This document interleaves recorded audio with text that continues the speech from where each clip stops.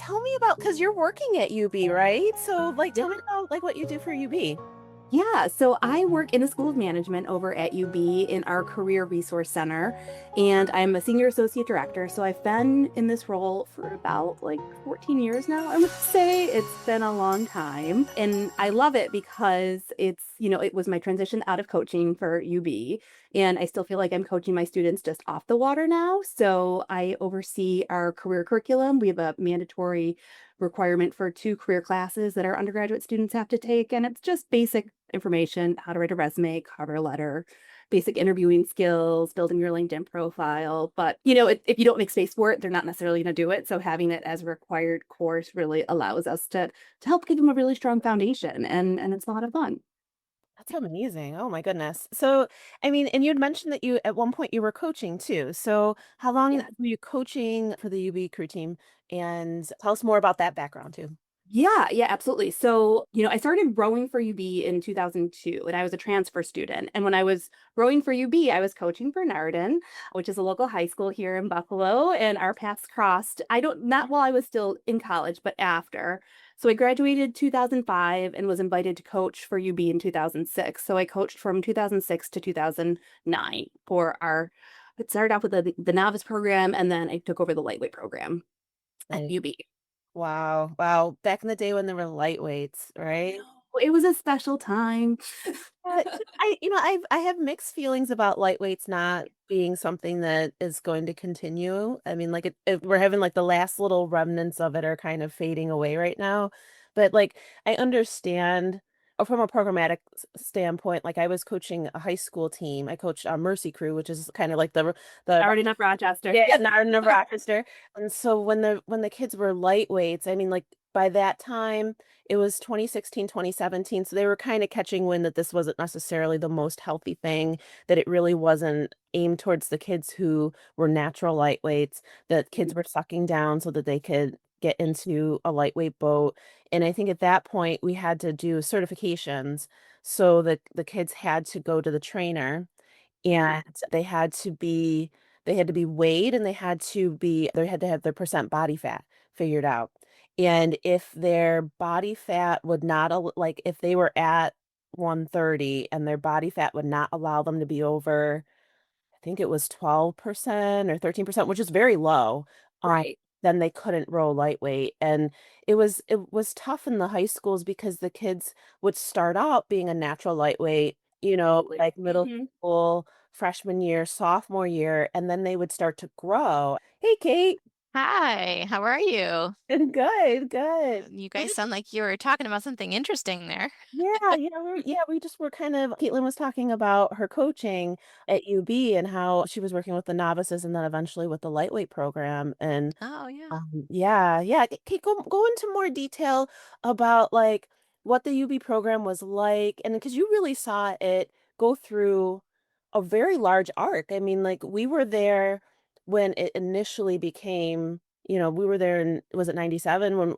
when it became a Division 1 sport, and it kind of, it sputtered a little bit in the beginning because, they were finding coaches, and I think you got there right when it became very stable, it became and if you want to kind of comment on that and describe what was happening at that point. Yeah. Yeah, yeah, absolutely. So when I joined the team in 2002, I was a transfer student. So it was my second year of college. And I walked in just as Med Barnes was originally the head coach. And so she was still there kind of overseeing things. And then within a year, Rudy Wheeler had come on board as well. And Rudy used to be the Canadian national team coach. So he coached led for the national team. He went to a couple Olympics. They won bronze one year. So he had a very rich history with rowing. And then he was coaching for the high school programs in St. Catharines too for a long time. So between Meg, Rudy, and Jim Wynn, that was kind of the overarching coaching team to get me started at UB. And yeah, it was great because there were a lot of girls on the team at the time. It wasn't, I think we had two novice eights that year and a four, two JV eights and a varsity eight. So there was a lot of depth in the program to get started in, and that just made it a really cool experience. We were traveling for spring break. For winter break, we were going to Miami and rowing out of the University of Miami's boathouse.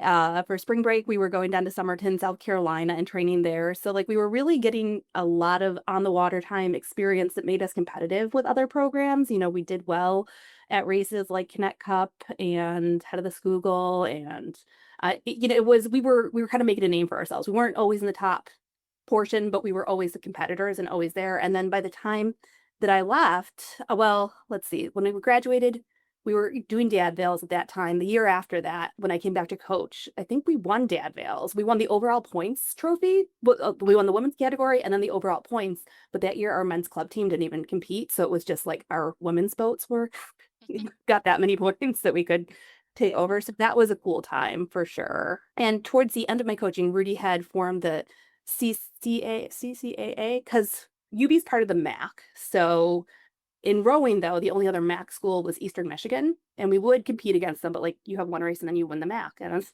like not necessarily super exciting. So Rudy got together with some of the other head coaches and created the Colonial Athletic Conference. And when I transitioned out of coaching and into my role here in the School of Management, they had some really great success with that championship, and they won it one of the last years that they were in it. So that was cool to see too.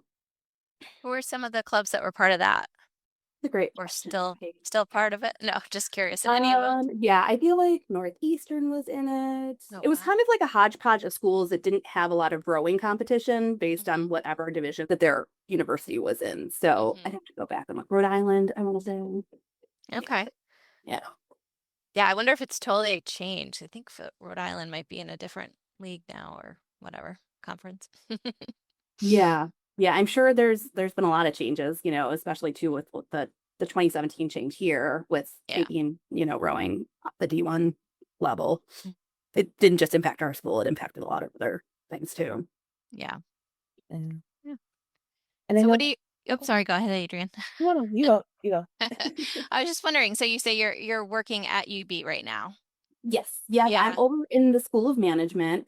I've Okay. been here since 2009. I work in our career resource center and I lead our undergraduate team with our career curriculum. So we're really fortunate that we have some core courses built into the undergraduate curriculum that focus on careers.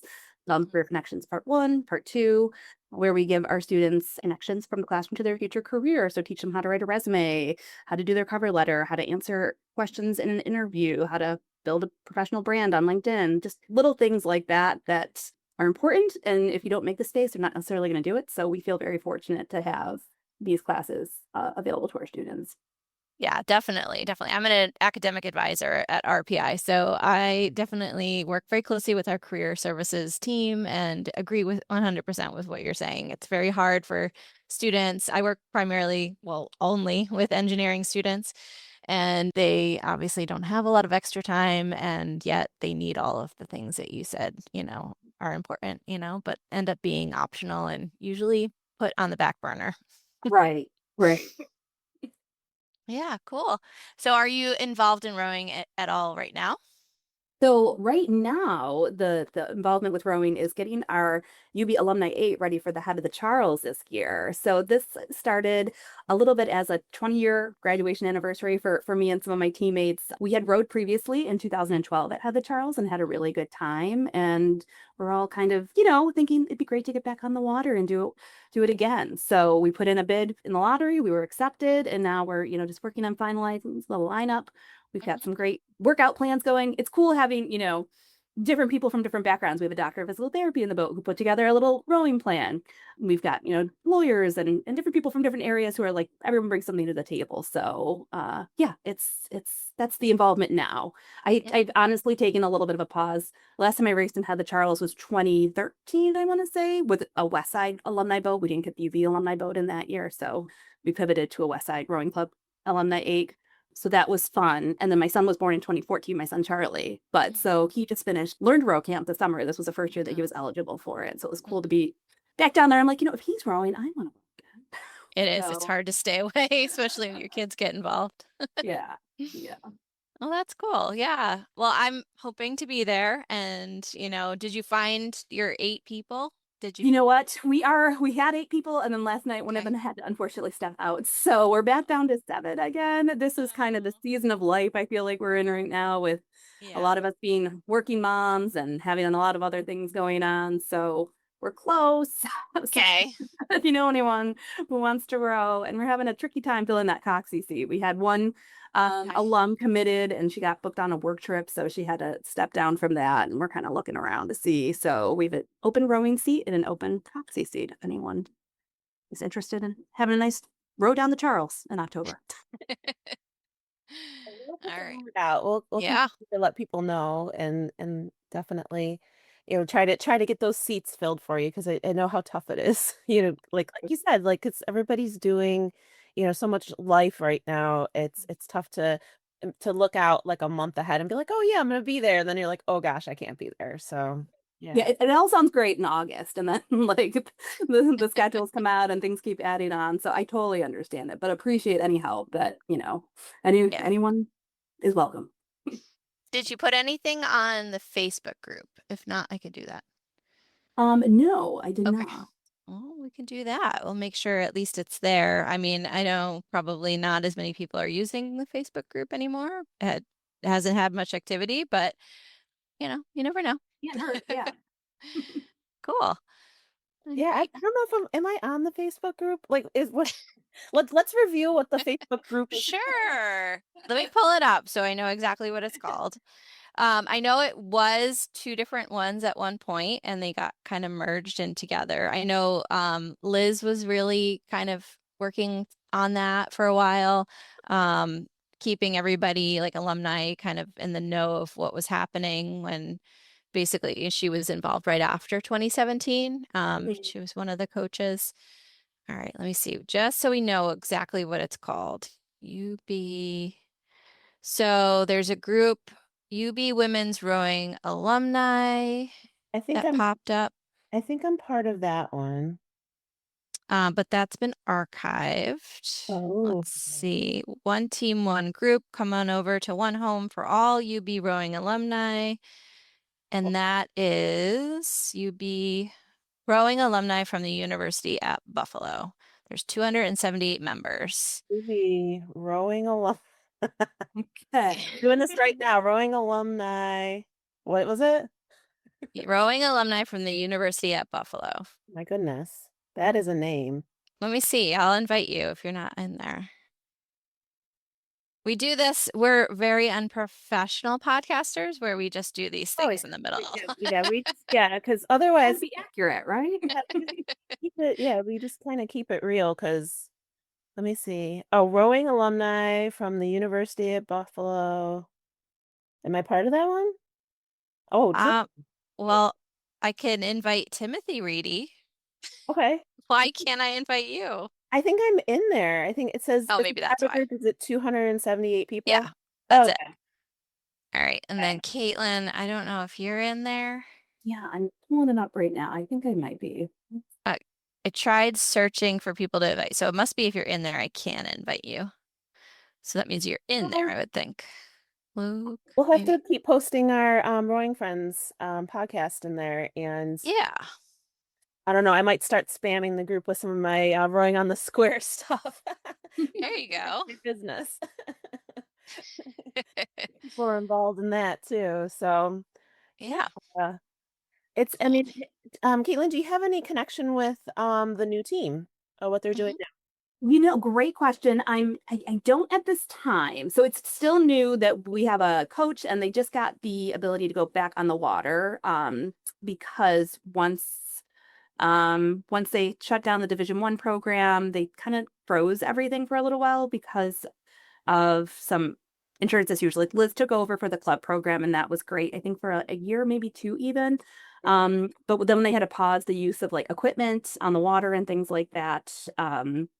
It was really on hiatus for a little while. So I know that we do have a new coach. I just haven't had the chance to reach out. And what is cool too is that West Side Rowing Club has partnered with UB. So they are using our boathouse as a satellite location. So this is something they've done in the past when we were down there as well, especially in the wintertime and when it's hard for them to get on the Black Rock Canal because it's still iced over. Usually our boathouse is free flowing.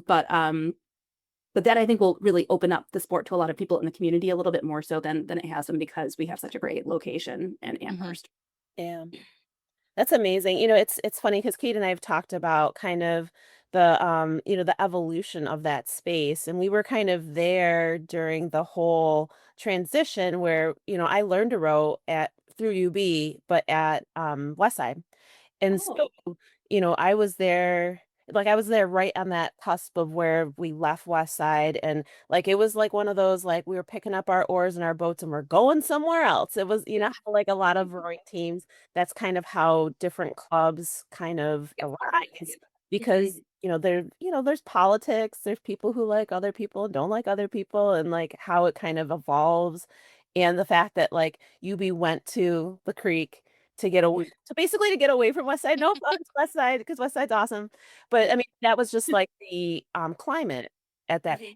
And then for now, them to kind of like for it to come full circle and it to make sense for them, because it always made sense for all the rowing teams in the community. It always makes sense for them all to work together. And it's just Right. nice to see that West Side, finds the value in that space, and that, UB is able to kind of still thrive and still exist because of, the umbrella of West Side, because it's just, I mean, it's such a huge club.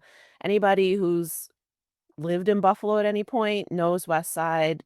It's like taking your kids to baseball. Like it's like, or Little League, like it's that kind of thing. Like, oh, you're gonna give your kid a learn to row at West Side. Like Mhm. everybody just kind of does it. That's like a Buffalo thing. And it's just nice that West Side's able to kind of continue UB's tradition, and the creek still gets used because it is a beautiful place to row. I mean, It absolutely is. It's such a gorgeous location. Yeah, and I totally agree. It's finally nice to see a good win-win with this Hmm. partnership. So, the athletes are really can benefit at the end of the day and the community as a whole. So, the more people that can use the space, use the equipment, um, learn to row, get outside, get some exercise, the better. So, exciting for this new chapter. Yeah. Sure, yeah. Well, and also just as an outsider, not knowing like what kinds of drama there might have been, but like just more people cause that friction too, right? Like you kind of outgrow spaces and Mhm. people have different ideas of where they want things to go.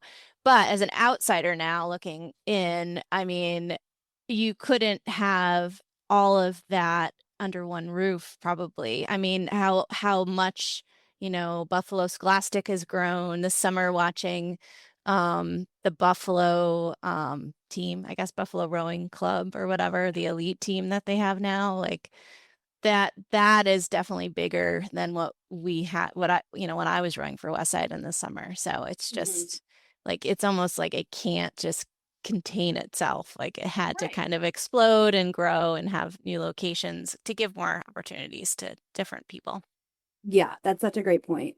And it's little bit of a similar story too with the background for how BSRA got started, that they needed, more space and more things to grow, and they weren't always seen eye to eye.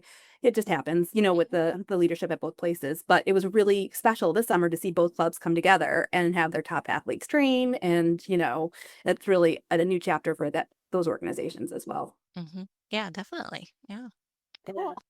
So as far as Buffalo, so we have the West Side location, we've got Tonawanda Creek and Mhm. Buffalo River, right? Are there any Yes. other rowing clubs right now in Buffalo, or is it just those three locations right now? Those are the 3 main ones right now. Yeah, there's been talks of other little ones, popping up on the creek somewhere, Buffalo Creek, but, nothing's set in stone right now.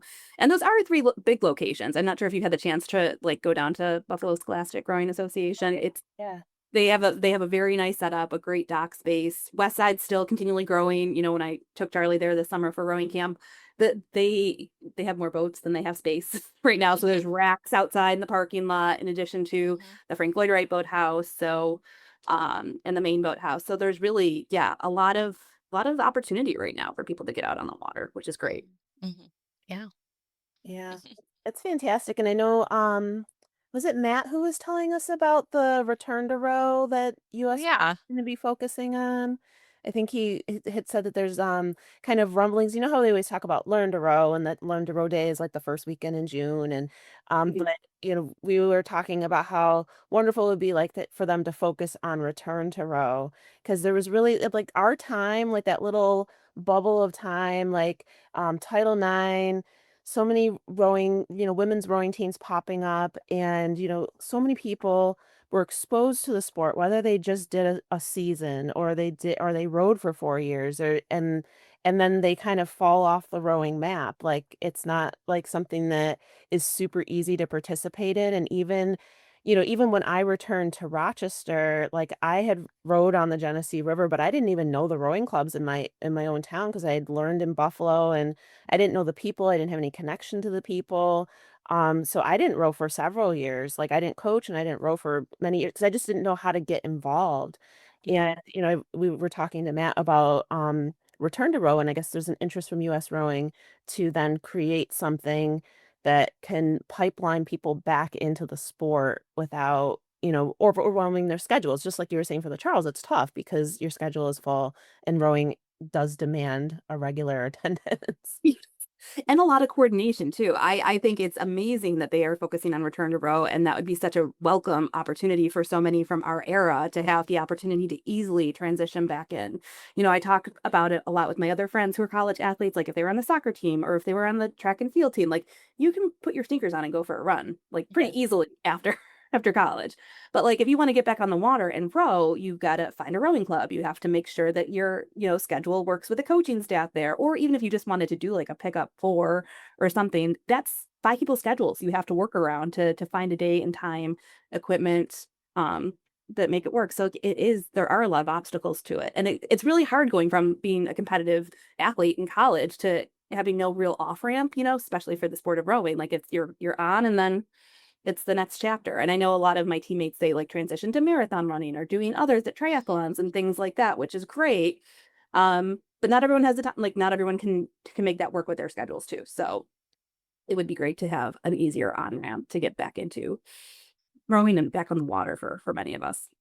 Yeah. Yeah, I'm wondering if they put it off because I don't see anything posted, and I know he said it would be happening like around this time of year. So, Hmm. which is probably what they need to do if they're gonna really get the word out, because I think, it would be really cool to have those kinds of events advertised. And, I know we would love to do something like that at our boathouse. But yeah, I don't see anything on the US rowing page. We'll have to follow up with Matt and get the lowdown. Yeah, he'll have all the details. Fantastic. Yeah. I know, it's so interesting to kind of like to think about that time and like and like my love of rowing. Sometimes I wonder, like, is the love of rowing the love of rowing, or was it the love of like that time? You know what I mean? Like, Mm.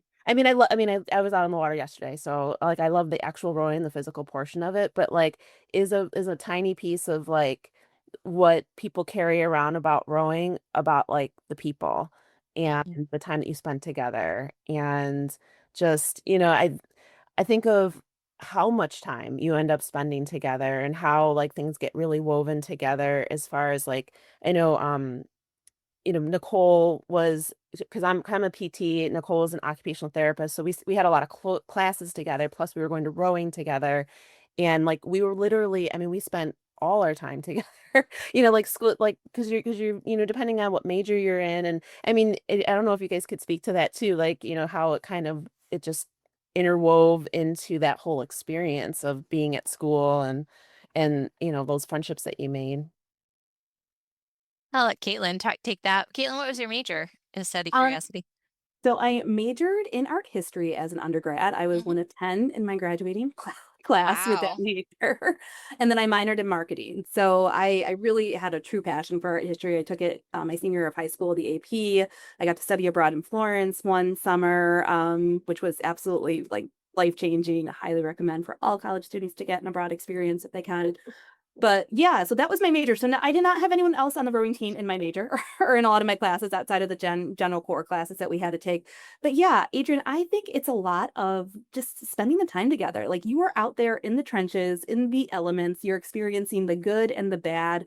And I mean, if you really look at it, you crunch the numbers between winter training, spring training, hours on the bus to and from the regattas and things like that. You are seeing these people more than you are seeing anyone else in your life. So they truly do become family, and those core memories just really last a lifetime. We still, one season we had a terrible busing company, like a contract with, it was called We Care Bus, and they didn't care every single road trip, like our bus broke down somewhere. So like what should have been a 6 hour trip was like a 12-hour trip. It was just, we're stranded at rest stops or sending like replacement buses. And I mean, yeah, and we were in some really extreme races, like weather-wise. I remember we went up to Boston several times each year, which was nice, but there was one time in April where it was like it was just snowing nonstop and people were fingers were freezing, toes were freezing. Um yeah, but then you have to water and you just laugh about it. Like so I think that it's honestly the time spent together and it's great to have those strong connections still. You know, we have a group text from most of my friends from the 2004 2005 time that we text daily. Yeah, like we're still in conversation. We know exactly what's going on with everyone's life. It's just really special, and yeah, I'm very thankful for it. But I think having that time together in shared experience, the good, the bad, and the ugly, really create Mhm. connections for life. Yeah, I know we had plenty of experiences that were, memorable, and we were the group of people who had to load the trailer every day, and so we had to unrig one side and then Mhm. leave the one side rigged, and then they would drive it back to the impound lot. Mhm. On And campus. on Oh campus, my gosh. yeah. Oh. Yeah, like the Day. the little the little silver hut thing wasn't ready, or was it, Kate, was it up? Like, do you remember that time? Oh, I don't think it was up yet. It was just Yeah. trailering the boat Yeah. every day. Every day. We got so good Yeah. at rigging, like we could Mhm. like rig in a second. And then like you understood the value of like making sure that like all the bolts were tight because you could practice basically by Mhm. Mhm. checking something. So like I think that and the art of like tying the boats down because we were really good at Mhm. doing that too because we you had to do it every day and if you did it wrong, like you wouldn't have a boat the next day. So yeah, Right. like I mean, all those different like core memories from, I remember we rode a boat up onto a log once, and then I think Coach, it was like I think it was Wendy and Jim at the time, and I think they had to like hop out of the launch and like pull us off of the log, and yeah, I mean, it was there was a lot of really wild stories and fun things that happened that you just are kind of like ingrained in your head, and or like when we'd row out of West Side. The smell of the cereal.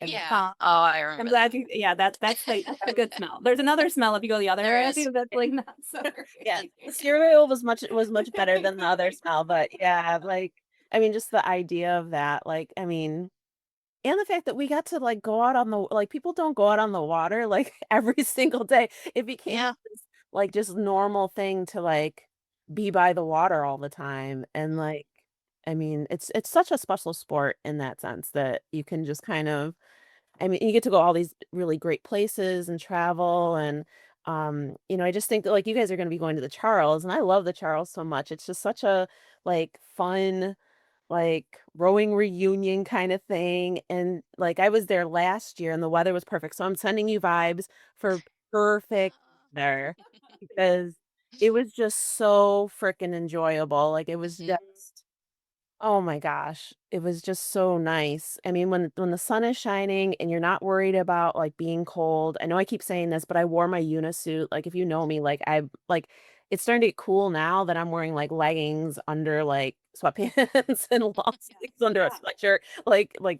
Like I would never row in a uni unless it was like beautiful out, and it was. So I really hope that you guys get really, really great weather. Oh, quick question. What are you guys gonna wear? Oh Awesome yeah. question. Yeah, we're still in the process of finalizing right now. So last time we rode, we had some JLs made that were just like a nice like blue with a white piping down the middle and it said UB alumni on the back. So I know a lot of us still have that. And we're doing like a check who has their crew coat from the boathouse, type thing. Can we toss those in the mix? So yeah, we're working on finalizing probably just the JL and leggings. That's what we did last time. So Nice. Very yeah. Let's cool. hope We it's did not it. too warm. Oh yeah. No, I mean, well, yeah, it could be anything. The last two times I rode it, had the Charles, it was gorgeous weather. I Mhm. think it was last year, but the first time I rode was my sophomore year here at UB, and it was a monsoon. It was like Oh. gale force winds. We had two eights and a four in entering into it, and I was in the four. And that last turn, is it around Weeks Bridge? Like it was just full headwind. Like, and I just felt like we were rowing and we were looking. I'm like, I don't think we're moving right now. I don't think like I think we're just like holding steady. So yeah, I think I karmically maybe, that was my bad experience. We could just have all good ones. Yeah, I I hope hope we're so. due now for good weather all the way. What was Yeah. funny though too is they messed up somehow with the results of that one. So like I had been rowing at UB for I don't know, like 4 or 5 weeks at that point, and we're heading off to the Charles, which was cool. And the results came back, and they said that we finished fourth, and I was like, I've been rowing for a while, and that was not a great race. So I think something might be up, and they're like, no, no, no, that's wonderful, great job, top 10, blah blah blah. Yeah, it came out we were 44th, which is still pretty good in the like Yeah. whole scheme of I think there were well over 100 crews, Yeah, probably. same Yeah. thing. Yeah. But it was just like a funny, like, oh no, that is not. I promise you that is not the fact. So Yeah, you guys probably would have been passing people left and right. yes, yeah, I'm guessing based on where you probably started. yes, yeah, yeah. Oh, that's cool though. Yeah, I'm Mhm. excited to go back. It's been a few years. 2021 is last time, and I raced that year, and that was a lot of fun. But it was kind of like in a post-COVID world, so it was, very different, I guess. You had to wear your masks when you weren't rowing, and it was kind of a weird time. But yeah, I'm excited to go back. Should be good. Yeah. What a cool experience, like to be able to see it through the different Mhm. times, that's a memory you'll never forget for sure. Yeah, it was definitely a bucket list thing because we never went when I was in college. My high school team put in a bid my senior year. And I did not make the it was a four. I did not make the boat, but I went to like watch, and a bunch of us went to watch. We all stayed at the coach's parents' house outside of Boston, and then that was the year it was canceled. So Oh, because of the nobody from my weather? team, yeah, they had too much Oh. flooding. So it was like I know the weather obviously that year that you rode was pretty awful, but when they have the flooding, it really becomes Yeah, dangerous. So yeah, absolutely. they ended up Oh, canceling it. I think so far that's the only year it was canceled. Don't mark me, but I'm pretty sure. yeah, yeah. Yeah. Yeah, I can't imagine, like, going all the way like, did you guys go down there, or did you know before and you hadn't traveled? Like, did it get canceled, like, right? Yeah, we were there. So we so we were out in Boston. I think his parents lived in like Concord or somewhere. And we were at their house, and then I think they found out before we all like headed down to they knew that the weather was bad, and then they were somehow getting information, or they sent someone down there because at that time, back in Yeah. the 90s, there's no way to look it up probably, or text somebody. Um so we all knew we didn't go down there, but yeah. So, I mean, it was a fun trip. You have to like those memories, like you talked about, there's lots of good memories from that time, but none of them involved rowing down the Charles. Caitlin, I have another question for you. What besides like that you said you had your boathouse coat, what other in the alumni shirt, what other UB stuff like made it through and like you still have it? Yeah, it's wild. I actually have a ton of UB stuff that like has carried on. I have like a bin that I saved. So I have my original like gray UB Bulls hoodie, which all D1 athletes get. So they were basketball, football. We used to call them our fat suits because it's just like literally like a big puffy gray sweater and sweatpants that match that. So I have both of those. I have a sharp like UB blue hoodie that's like Nike that I wore as a coach. I still have that. And then a lot of my polos too from coaching, like the Bulls polos. So yeah, it's funny. I have a lot of t-shirts too. So now my son, he's into all things UB and sports and things. So it's funny to see him like sneaking around in my sweatshirts or my or my t-shirts, playing them out for different events that I come to here. What else do I have? Yeah, I have a pretty solid stash still. And I'm like kind of like, do I need all this stuff? But then on opportunities like this, I've got a few options to wear for the Charles. Treble. And I remember when we were there, they gave out like each year they gave out like a gift. What do you remember what the gifts were? Like, because I remember you would get like your letter, and then after that, Blanket like it was like I got a to watch at watch. one point. I got a blanket. Mhm. And then I have, like, an old school, like, leather jacket, like Yeah, I have that too. Yeah. Yeah, so I had the old school leather jacket. I didn't get the blanket because I transferred in my second year, so I think that was the first year present because I know a lot of my friends have the blanket, and I yeah, that's never come to see it. Yeah. I have a watch from coaching with Dad like winning Dad Veils one year, and then we also have a ring from winning Dad Veils one year. Um, and then my senior year, they gave all student athletes like a Padfolio, like AUB Bowls Padfolio, a leather one, which was pretty nice oh. for the job search process. But yeah, yeah, that leather, I have guessed the leather jacket still has a tag on it. I gotta I know bust that mine out I for think mine something. still has the tag on it too. Hey, do you have yours? Like, Yeah. we might just have to find everybody who has this crazy jacket, Mm-hmm. I Get was thinking it's together. right behind me. I could probably crap it. and put them on and take a picture or something. Cause like, I don't even know if I've, like, actually physically put it on my body before. I mean, I remember getting it and being like, "What am I gonna do with it?" Right. And it's like you get it. Well, I got it my senior year, like close to graduation. So it's not even like I could wear it to like sport events that year. Like we were done at that point. Yeah. So, yeah, we'll have to continue to talk to people and see how many people we can gather together who have these jackets, and then at one point, we need to put them on and take a picture. So But yeah, bring it to the race when we do the live Okay. stream. when we do the live stream, And to the wear them? Charles. Oh my god. Yeah. That would be hilarious. Oh my goodness. Alright, I'm writing it down right now. The jacket, I'm gonna put this I'll put it in my planner later. Mhm. So Caitlin, what team will your son row for if he continues to row, like during the school year? Yeah. So right now he's in middle school and it would just be the West Side Rowing Club middle school program if he chose to row. He also plays hockey and baseball. So we're very much in our travel sports era as a family right now. So yeah, I think he probably is going to take time off until next summer and do another round of crew camp and see how he likes it before committing to another sport at this time. But he enjoyed it enough to get started. So And so you don't know at this point where he'll go to high school or no, not okay. yet. So where we live in Buffalo, we're in the Kenmore Tonawanda area, and Hmm. there's a couple of different options. We're Hmm. still kind of exploring whether that'll be, and most of them would be West Side if we chose one of the schools in our area, and then if not, there's other programs like Canisius, St. Joe's, Hmm. Naples. They all have their own teams at West Side too. Yeah. Okay. When he did the learn to row, did he learn to scull or did he learn sweep? Just sweep rowing. It was actually really interesting to kind of hear the rundown. So when I was at UB, I coached Learn to Row in the summers. So that was a really fun experience that I had with some of my teammates who also did it. And it was just a very different structure back then. It was like a 4-week program, and we had like a regatta at the end of it. So now just due to different demands, they just do 1 week at a time.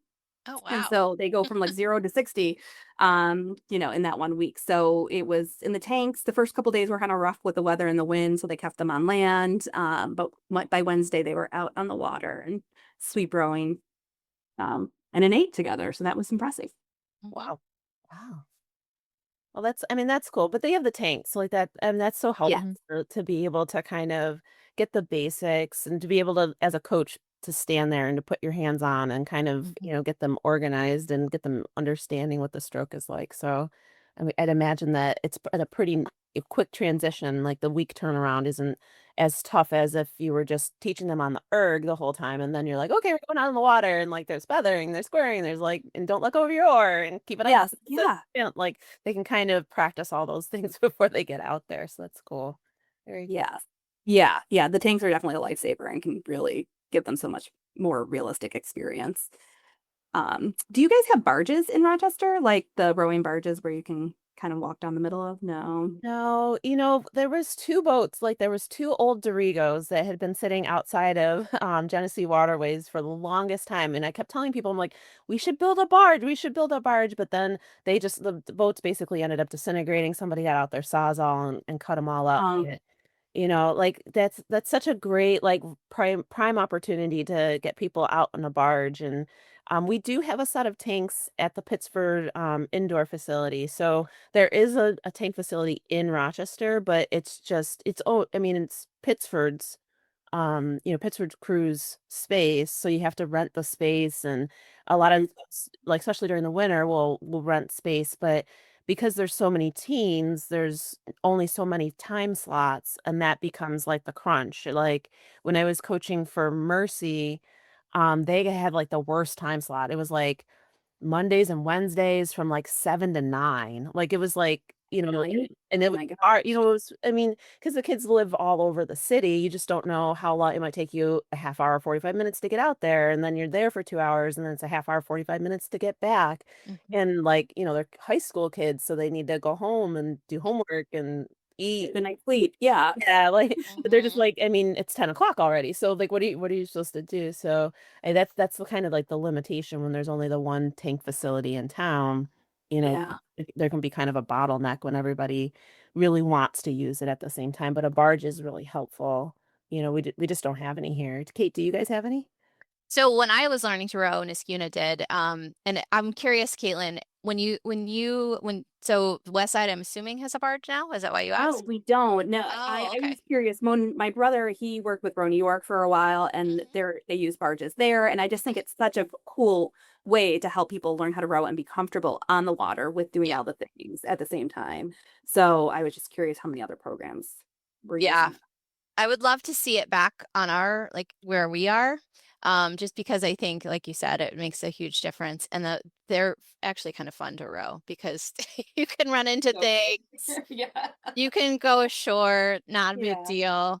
Right. If they're built right, they're pretty indestructible. And the kids, it kind of builds that confidence of being on the water before they jump, in an eight. So, yeah, the downside of having the barge, like for us, it just would stay in the water the whole time. So it would just Yeah. be trying to secure it. We don't Mm. remove our launches. They just stay in all season until the season's over and then we take them out. Um, so that would be the same for the barge, but I would think for other teams, if you can't leave things in the water, that those are heavy and hard to move. So In and out. Yeah, it's not like a yeah, UV ramp with the motorboat that yeah, you're pulling out the trailer. Yeah. yeah, yeah. And some of them are like built, like Adrian said, the two boats next to each other that kind of like build a platform in between. And, it'd be great if there was some plans somewhere. Maybe there are. We'll have to talk to Matt about getting it on the US rowing page, just so people can easily cut and paste, like here, follow these Right. plans, build your barge for your Learn to Row program. Yeah, 'cause Yeah. plenty of boats that end up in like the boat graveyard, that are just Yeah. sitting there. And Hmm. Or just oh, spare hey, parts. I need to ask you. So, Nicole Casman Gonzalez, that's her last name now. Nicole Casman's dad donated a four, like at her senior year. So that was our senior year. So it was the same senior years as me. So in 2000. So Okay. it would have been like maybe like a 1999 Vespoli floor with blue pinstripes. It said Nicole Lynn Casvan on it. Do you know Yes. what happened to this boat? I don't know I remember rowing the boat. We know for sure it's not the boathouse right now. I mean, I'm pretty sure it's not at the boathouse right now. okay. I'm trying to find this boat. Like, and I don't know if it like at one point got destroyed.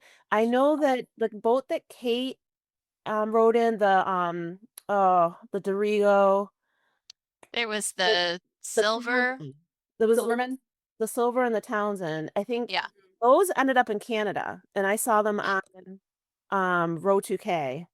Okay. And they were, that was just like within the last couple of years, and somebody was selling them for like $500 or something like that. And I wrote them, I was like, "Did you get a four?" In addition and they Yeah. didn't know. So I can't track this boat down.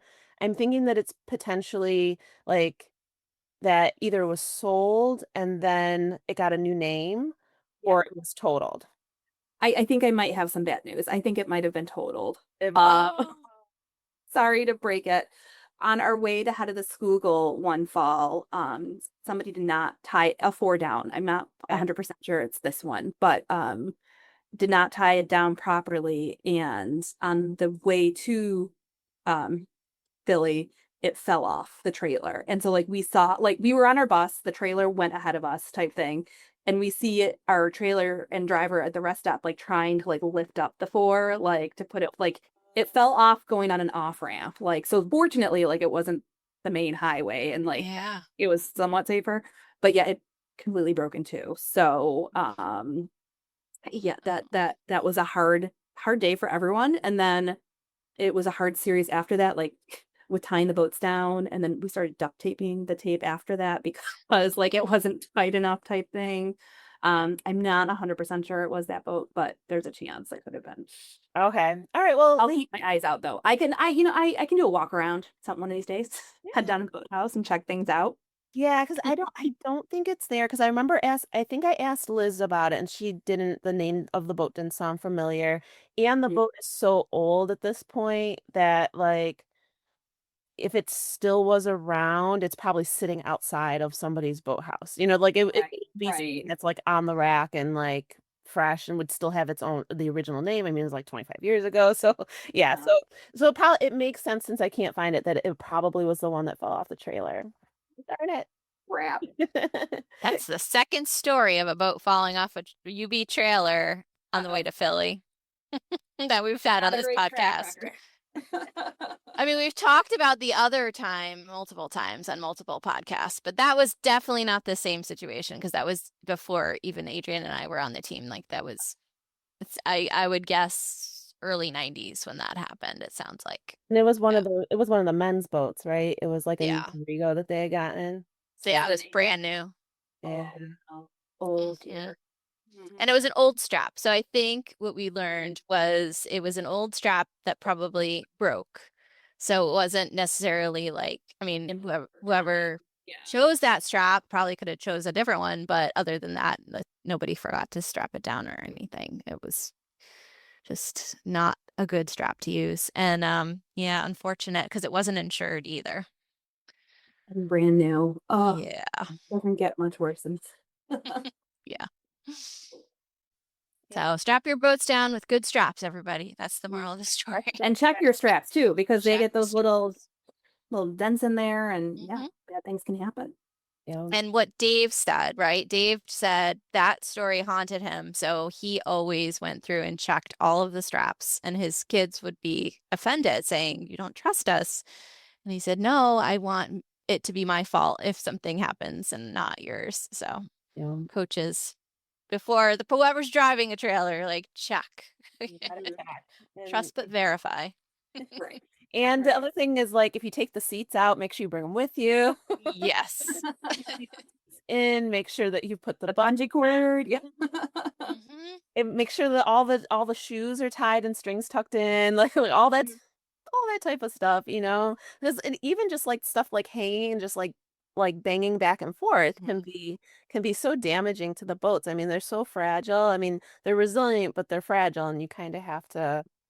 And there's so many variables. That's why I do not drive trailers. Like Dave has offered several times to teach me. I'm just like yeah, it's not a responsibility I want. Like I put my double on top of my car, so I guess I do drive boats around, and I'll Yeah. put my single on top of the car too. Like I have a minivan, and I'll tie it right to the rack. I know it's horrible. I should get a real rack. But like just a couple of times that I've driven my boats, like I'm white knuckles, like and then like everything's so much longer, and we had a crew that broke like a bunch of sterns off, like making a turn as they were going into one of the regattas. Like they were trying to fit in between like these trees and a building, and then they just like totally snapped like a bunch of sterns off their boats. Like it was just, yeah, it's so sad. Like I mean, if you don't know what you're doing when you're driving a trailer, you can really do some damage. So I'm glad I don't do it. Kate, can you drive a trailer? Have you driven one before? No, I've never driven the trailers. Caitlin, have you done it before? No, I was coaching for Narden one year, and we were on our way to nationals, and I was driving with my coach, my Tom Boyer, who you might know from Narden days. Yeah. And I got to West Side, and he tossed me the keys to the truck, and then he's like, "Okay, it's your turn. Today's the day." And I'm like, "Nope." I'm just looking at it, and I'm right back. I'm like, "I will not be doing that today. Thank you." Thank you anyways.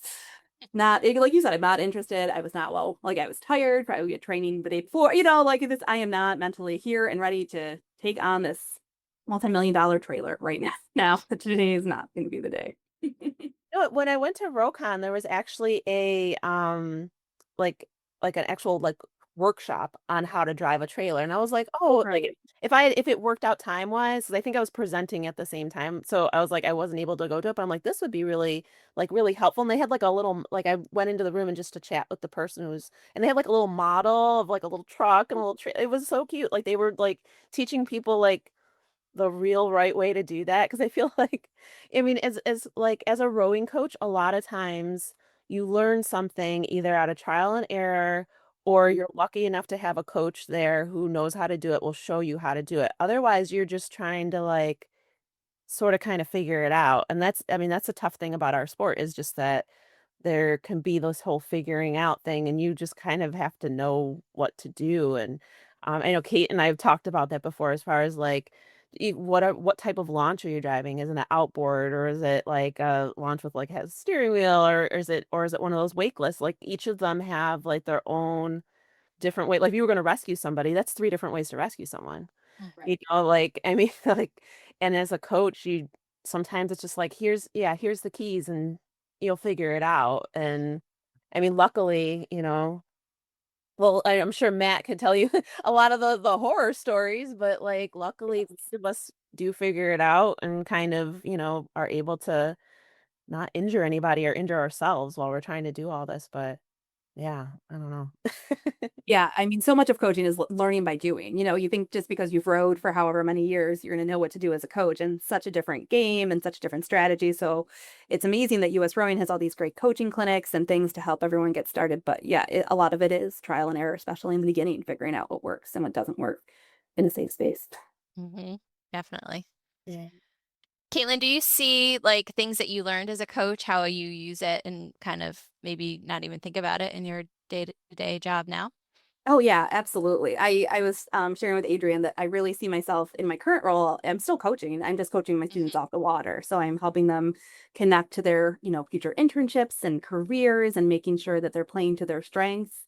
I think something that's unique about rowing and coaching especially is that, if you have an eight, you have nine athletes with nine different motivation factors, nine different backstories, nine different goals, even if, you're coming together as a team for one focus. So understanding how to motivate them appropriately and keep them on track and keep them excited and coming back is really important. So I feel like that's something I definitely do when I'm overseeing my team here in the School of Management. I have a great professional team that I'm a part of, and then I also help oversee a large student staff in our office as well. So those things are all still strong connections that I use on a daily basis.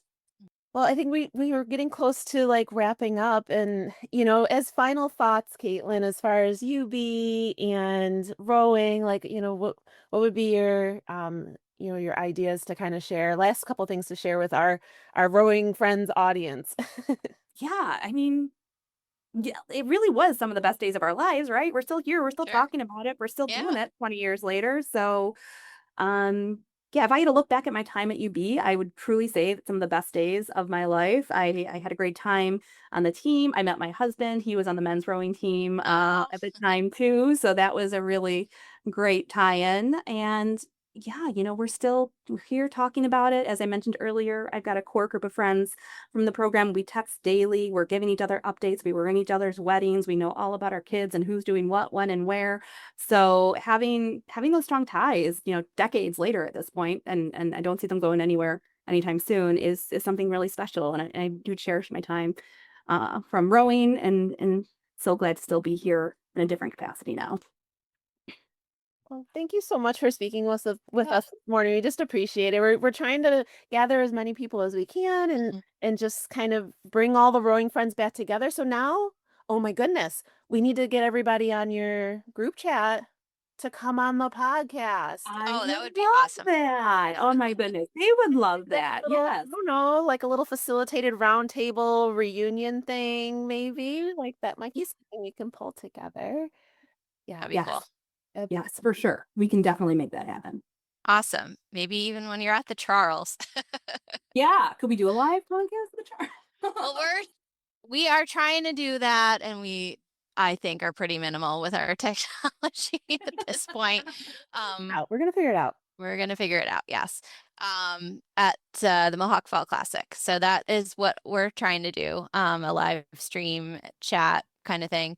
But maybe maybe we can figure out something, even if it's just Instagram Live or something. We can do Yeah. that. Live would be easy. Yeah, and then just kind of go around and like people can introduce themselves and yeah, talk about the row after or something. That'd be fun. Oh, that'd be amazing. Yeah, Yeah, and we'll all get together for the return to row because that's happening. Once that's we gotta get that happen. squared away. Yeah. Yeah, that's cool. Yeah, some type of like get everybody out to Tonawanda Creek kind Yeah. of thing, and we'll just see if we can kind of coordinate that maybe with the team. I don't know if they'll have like an alumni day or something like that in Yeah. the future. It might not be this year, Yeah. maybe the next. Maybe in the spring. We did do a couple alumni days when they were still D1 and like just did like a paddle down. Yeah. So that'd be cool to bring back for sure now that they've got Yeah. a more structured program again. So yeah, stay tuned for more. I'll be happy to Yeah, check that out. definitely. Well, thank you both for having me, and thank you so much Thanks, again for your help Caitlin. trying to fill out this 8 for the Charles. So hopefully, Yeah. you know, We'll get We'll- that posted. we'll Yeah. get that lineup set and ready to rock. Yeah. Yeah. I would love to be part of that, but I have to just make sure that they're good on the master's side first. So, Totally understand. Totally. yeah. All right. Well, thank you guys. Have a great rest of your day. Yeah, you too. Bye.